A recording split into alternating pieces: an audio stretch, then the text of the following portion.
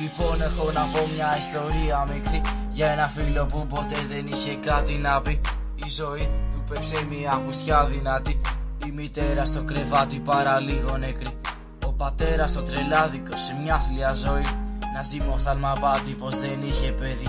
Έτσι ο γιος του μια γαμημένη μέρα ξέσπασε και νόμιζε πως θα τα βγάλει πέρα. Όχι με τον κύριλε τρόπο πραγματικά. Ο μικρός φίλε έπεσε στα ναρκωτικά. Άρχισε με φου και όλα αυτά τα γνωστά. Μα μια μέρα ο μικρός έπεσε στα βαριά. Κι όταν έπαιρνε και πήγαινε σπίτι μαστουρωμένος, κοίταγε τη μάνα του πάντα δακρυσμένος. Της είχε υποσχεθεί πως όλα θα τα κόψει. Μα πλέον είναι αργά, δεν μπορεί πια να γλιτώσει. Ήθελε λεφτά μα δεν μπορούσε να βρει. Κι αναγκάστηκε να κλέψει ένα μικρό παιδί. Το παιδί του αντιστάθηκε, δεν έδωσε λεφτά. Έτσι ο τύπος τύπαγε όλο και πιο σκληρά. Μάθαινε και άτομα, όχι τα πιο καλά. Έκανε ληστείες για να βρει τα λεφτά.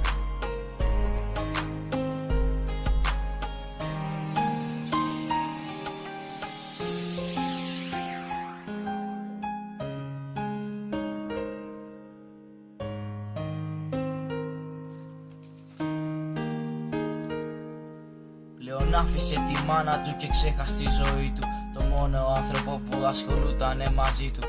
Άφησε φιλίες, άσοι και γνωστούς. Έκανε μονάχα ό,τι πει ο νους.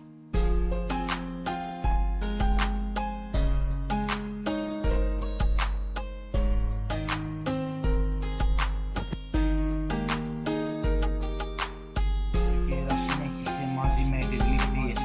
Μια μέρα πλέον του είχανε φασαρίες. Μπήκε σε ένα μαγαζί μονάχα για να κλέψει. Άκουσε σίδες μα το μυαλό είχε στερέψει. Δεν είχε πια ιδέες για το τι πρέπει να κάνει. Έτσι σήκωσε το όπλο και άρχισε να ξεκάνει. Του ρίξα καπνογόνα και θολώσανε τα μάτια. Μαζί με το μυαλό του που ήτανε κομμάτια. Μπήκε φυλακή, του βάλαν χειροπέδες. Όχι μόνο χέρια μα του βάλαν και στις στέρνες. Φοβόντουσαν μήπως διανοηθεί και τους ξεφύγει. Μα μες στη φυλακή η ζωή του θα τη μείνει.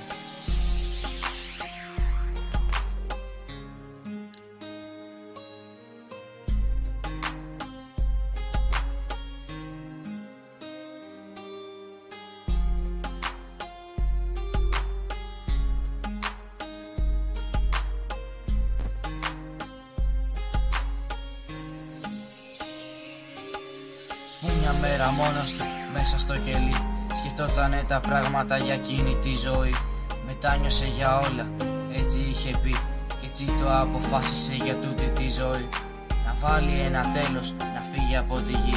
Να πάει μαζί με το Θεό την άκρη να του βρει.